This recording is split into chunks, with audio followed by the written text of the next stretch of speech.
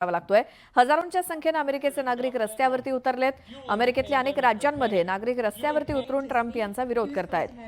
Hands of असं या विरोध प्रदर्शनाला नाव देण्यात आलंय। 150 पेक्षा जास्त संघटना ट्रम्प यांच्या विरोधात रस्त्यावरती उतरल्यात। ट्रम्प आणि मस्क यांच्या विरोधात नागरिक घोषणाबाजी करतायत।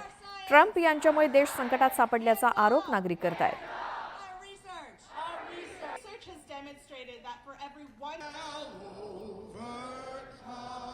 अमेरिकेतली ही दृश्य आहेत। ट्रम्प यांच्या विरोधात नागरिक मोठ्या प्रमाणात रस्त्यावरती उतरलेले आहेत।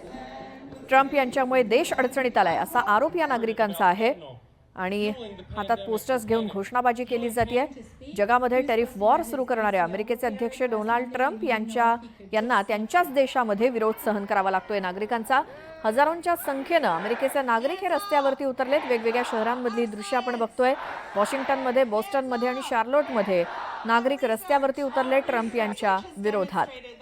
हँड्स ऑफ असं या विरोध प्रदर्शनाला नाव देण्यात आलेलं आहे।